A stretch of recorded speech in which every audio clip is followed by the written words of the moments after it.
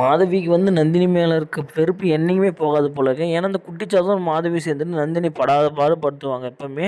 சும்மாவே நல்லா தான் இருப்பாங்க. சும்மா இருக்கும்போதெல்லாம் எனக்கு அதை செஞ்சு கொடு இதை செஞ்சு கொடு கேட்குவாங்க.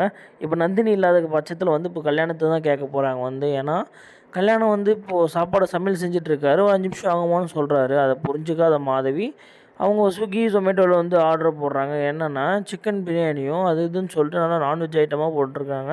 ஏன்னா நந்தினிக்கு ஆல்ரெடி அம்மா போட்டிருக்கு, இந்த வீட்டில் இருக்கவங்க எதுவுமே வந்து சாப்பிடக்கூடாதுன்னு சொல்லிட்டு சொல்லிட்டுருக்காருங்க ஐயா. அதை மீறி வந்து இவங்க வந்து இப்படி பண்ணுறாங்களேன்னு சொல்லிட்டு கல்யாணத்துக்கு கோவம் வந்துருச்சுங்க. எவ்வளவோ சொல்லி பார்த்தாரு, கல்யாணம் அந்த மாதிரி பண்ணக்கூடாது அப்படி இப்படின்னு சொல்லிட்டு சொன்னாங்க. அதை கொஞ்சம் கூட பொருட்படுத்தாமல் நம்ம மாதவி அந்த குட்டிச்சாத்தான் இப்போ அசோகன் எல்லாம் சேர்ந்து ஃபுட்டு ஆர்டர் வந்துருச்சு வீட்டுக்கு. எடுத்துன்னு வந்து சாப்பிட்றதுக்கு உக்காண்ட்ருக்காங்க. அந்த நேரத்தில் வந்து கல்யாணத்துக்கு என்ன பண்ணுறதுன்னு தெரியல. கரெக்டான நேரத்தில் ஒரு ஐடியா தோணுச்சு கல்யாணத்துக்கு.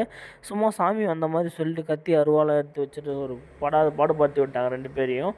அதனாலேயே வந்து பார்த்திங்கன்னா 2 பேரும் போய் உள்ளே ஒளிஞ்சிட்ருக்காங்க. ஒளிஞ்சிட்டு பயத்தில் வந்து என்ன பண்ணுறது ஏதுன்னு அவங்களுக்கே தெரியல. உடனே சுந்தரவல்லிக்கு ஃபோன் பண்ணலான்னு சொல்லிட்டு ஃபோன் பண்ணுறாங்க. அவங்க வந்து என்ன சொல்கிறாங்கன்னா, அப்படிலாம் ஒன்றும் இருக்காது. நீங்க ஏன் சும்மா பொய் சொல்லிட்ருக்கீங்க? அவனுக்கு இதுவரையும் நான் வந்து பார்த்ததும் இல்லைன்னு சொல்லிடுறாங்க.